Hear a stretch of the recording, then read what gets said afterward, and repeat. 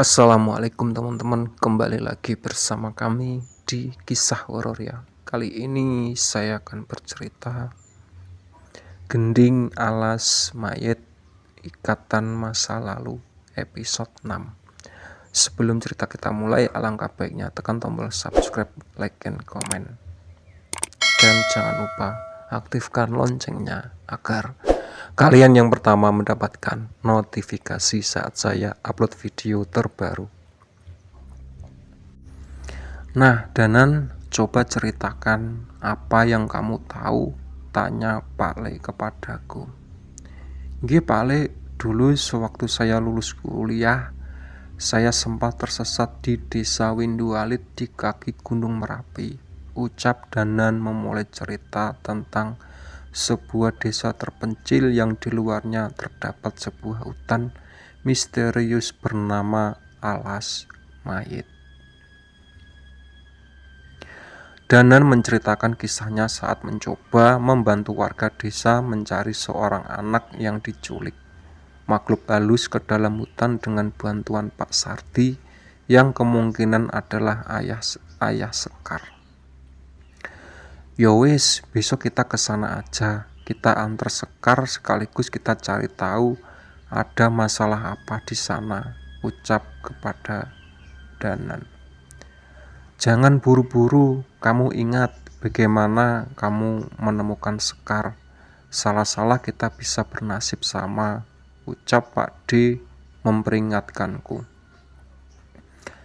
Sekar, kamu benar tidak ingat sama soal desamu, tanya Pak D kepada Sekar. Wanita itu hanya menggeleng tanpa mengeluarkan sepatah kata pun. Nah kan, kalau begini bagaimana kita bisa dapat petunjuk? Tanyaku pada Pak Le. Pak Le masih berusaha berpikir untuk menemukan sesuatu yang bias dijadikan petunjuk. Sebenarnya ada satu cara, tapi sepertinya cukup berbahaya, ucap Danan. Kami menoleh dan mulai memperhatikan Danan. Cahyo, kamu ingat Eyang Widarpa? Tanya Danan kepadaku. Maksudmu? Demit kakek tua gila yang membantu kita melawan Braka Raswana, jawabku memastikan kepada Danan. Iya, aku baru ingat. Di desa itu aku pertama kali bertemu dengan Eyang Widarpa. Mungkin dia tahu sesuatu. Lanjut Danan. Pak Le mengenyitkan dahi. Ia terlihat tidak mengerti apa yang kami bicarakan.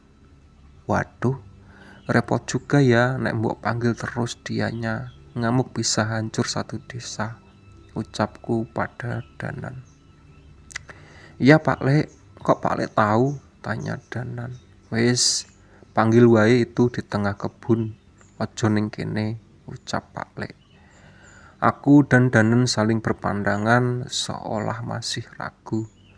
Sekar, sini Sekar, jangan jauh-jauh dari Mas Cahyo, ucapku sekedar menggoda Sekar. Tak menunggu lama sebuah sandal jepit dilemparkan oleh Pak Le ke arahku. Dasar Panjul, jangan cari-cari kesempatan kamu, bentak Pak D kepadaku. Aku meringis kesakitan, terlihat tawa kecil yang manis terpancar dari mulut Sekar. Jagat lelembut boten duwe wujud, kula nimbali surga loka surga kayangan, ketuh mulih sampun nampani, tekan asa tekan sedaten. Sebuah mantra terdengar dari murid Danan yang sedang berdiri di tengah kebun. Terlihat sebuah keris telah tergenggam di tangannya. Rintik-rintik hujan mulai turun, terlihat sosok mengerikan muncul dari kegelapan hutan di belakang kebun Pak Le. Kakek tua yang rambut putih panjang berjalan membungkuk menuju Danan. Bocah asu, ratau sopan santun, bosen nurip, ucap kakek itu sambil mendekat dan mencekram kepala Danan. Aku bersiap melepas sarung dari pundakku dan menerjang kakek tua itu. Namun, kakek tua itu cepat. Ia melompat ke atas pendopo dengan membawa tubuh Danan seperti boneka. Merespon perbuatan kakek tua itu, Pak Lek segera lari. "Eyang, eneng sing ngarep ketemu." Pak Lek mendekat dengan menggenggam keris yang tadi ia pegang. "Sopo? Sopo kowe?" ucap makhluk itu. "Kulo Bimo Sambara sing ngarep ketemu Nyai Suratmi," ucap Pak Lek sambil menunjukkan keris itu kepada kakek tua itu. Terlihat kakek tua itu memperhatikan keris yang dibawa Pak Lek. Raut wajahnya berubah panik. Ia menjatuhkan Danan dan aku segera menangkapnya. Ojo kowe celuk demit wedok kuwi." Kakek tua itu melompat menjauh dan mencoba bersembunyi. Danan kembali berdiri dan menghampiri Pak Lek. "Nyai Suratmi ki sapa to, Pak Lek?" tanyaku pada Pak Lek. Pak Lek tak menjawab, ia hanya tersenyum seolah menahan tawa. "Kesini dulu, Mbah. Cucu buyutmu ini cuma mau bertanya," ucap Pak Lek.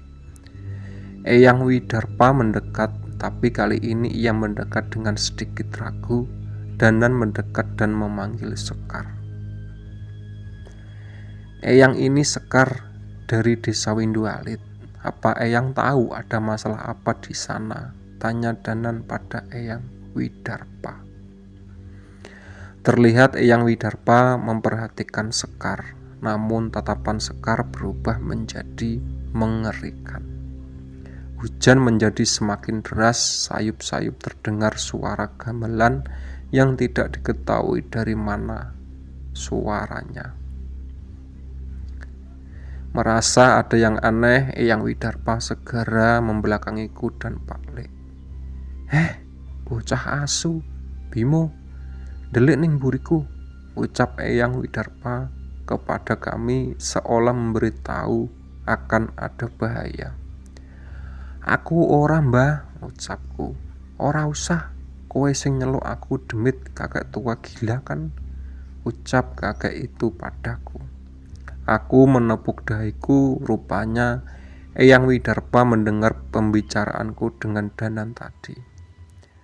Mata Sekar terlihat semakin terbelalak. Ia muncul menjauh mendekat ke hutan dan membentuk sebuah tarian. Suara gamelan terdengar semakin cepat, lebih cepat dari saat pertama aku menemukan Sekar. Aku berlari menerjangnya, namun tenaga yang kuat muncul dari tubuh Sekar mendorongku menjauh. "Aku tidak bisa menolong bocah ini lagi," ucap Sekar dengan suara yang menyeramkan. Di tengah hujan deras, Sekar menari kesetanan mengikuti irama gamelan. Suara gong menggema begitu keras, serentak dengan pinggang Sekar yang hampir patah karena memaksa memutar tubuhnya. Tolong!" terdengar suara Sekar kembali seperti biasa, namun terlihat tangis kesakitan dari matanya. Sekali lagi suara gamelan terdengar semakin cepat. Kami tahu akhir ini akan diakhiri dengan gong yang akan melukai Sekar. "Eyang," ucap Danan kepada kakek tua itu. Eyang melompat ke arah Sekar dan menabraknya, cengkraman kepalanya dan menarik seolah bersiap memutuskannya. Tunggu, jangan sakiti Sekar," ucapku pada kakek tua itu. Namun ternyata salah. Eyang menarik sesosok makhluk hitam berpakaian sinden dari tubuh Sekar. Tanpa menunggu, kakek tua itu meremas kepala setan itu, memakan tubuhnya hingga tidak berdaya. "Gending alas mayit," ucap Eyang Widarpa. "Apa itu, Mbah?" tanya Danan. "Tanya sama bocah itu, sudah tidak ada yang menghalangi ingatannya," ucap kakek itu. Pak Lek membacakan doa pada sebuah air, meminumkan pada Sekar. Aku tahu itu adalah mantra penyembuh. Pak Lek paling ahli soal penyembuhan. Terlihat wajah Sekar kembali pulih, tapi entah dengan luka-lukanya saat menari tadi. Oke ya, itu tadi cerita dari Gending Alas Mayit, Ikatan Masa Lalu, episode 6 ya. Sebelum cerita aku tutup, alangkah baiknya tekan tombol subscribe, like, and comment.